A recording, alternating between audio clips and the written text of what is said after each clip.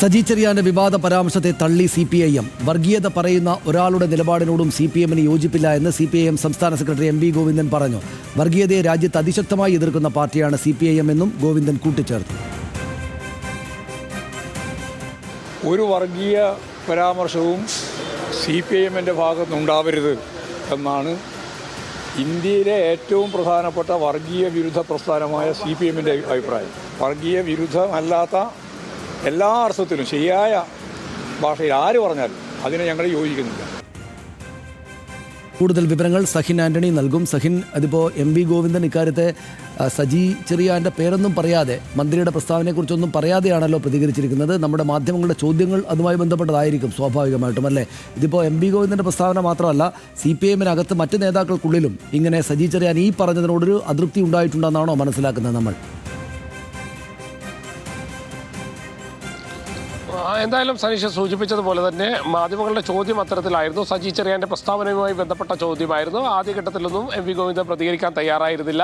പിന്നീട് അദ്ദേഹം കോൺഗ്രസിന്റെ നിലപാടുകളെ വിമർശിച്ച് രൂക്ഷമായി സംസാരിച്ചു തുടങ്ങി. ഏറ്റവും ഒടുവിലാണ് അദ്ദേഹം ഇക്കാര്യം പറഞ്ഞു വയ്ക്കുന്നത്. CPM വർഗീയതയ്ക്കെതിരെ എന്നും നിലകൊണ്ടിട്ടുള്ള പാർട്ടിയാണ്. അതുകൊണ്ട് തന്നെ വർഗീയത പറയുന്ന ആരുടെയും നിലപാടുകൾ തങ്ങൾ യോജിക്കുന്നില്ല എന്നുള്ളൊരു ഒറ്റ വാക്കോടുകൂടി അദ്ദേഹം അതിനുള്ള മറുപടി അവസാനിപ്പിക്കുകയായിരുന്നു. വിശേഷിക്കുന്ന ഭാഗങ്ങളിലെല്ലാം തന്നെ കോൺഗ്രസിനെ അദ്ദേഹം രൂക്ഷമായി വിമർശിച്ചു. പ്രതിപക്ഷ നേതാവ് VD സതീശനെ വിമർശിച്ചു.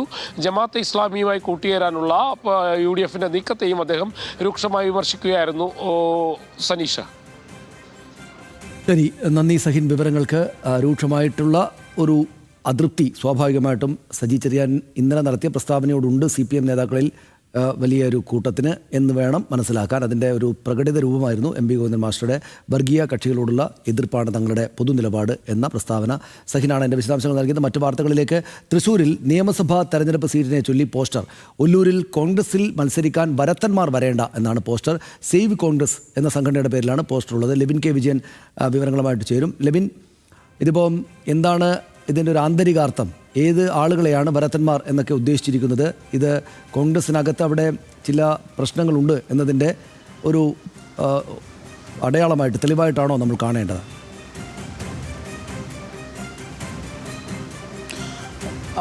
സനീഷ്, ഒല്ലൂരിലെ കോൺഗ്രസിനുള്ളിൽ പ്രാദേശികവാദം ശക്തമാകുന്നു എന്നുള്ളതാണ്. അതോടൊപ്പം തന്നെ DCC ജനറൽ സെക്രട്ടറി ആയിട്ടുള്ള ജയ്ജു സെബാസ്റ്റ്യനെ മത്സരിപ്പിക്കുന്നതിന് വേണ്ടിയുള്ള കരുനീക്കങ്ങൾ കോൺഗ്രസ് പ്രവർത്തകരുടെ നേതൃത്വത്തിൽ പ്രാദേശിക തലത്തിൽ നടക്കുന്നു എന്നുള്ളതാണ് ഇതുമായി ബന്ധപ്പെട്ട് വ്യക്തമാകുന്നത്. ഇന്നലെ ഇത്തരത്തിൽ ശക്തമായ വിയോജിപ്പുണ്ട്. ഒല്ലൂരിന് പുറത്തു നിന്നുള്ള ആളുകൾ മണ്ഡലത്തിൽ കഴിഞ്ഞ 3 ടേമുകളിലായി മത്സരിക്കുന്നതും പരാജയപ്പെടുകയും ചെയ്യുന്നതിനെതിരെ കടുത്ത വിമർശനങ്ങൾ ഉന്നയിച്ചുകൊണ്ട് ചില നേതാക്കൾ വ്യക്തിപരമായി നമ്മളെ നേരിട്ട് കാണുകയും ആ പരാതി അറിയിക്കുകയും ചെയ്തിരുന്നു.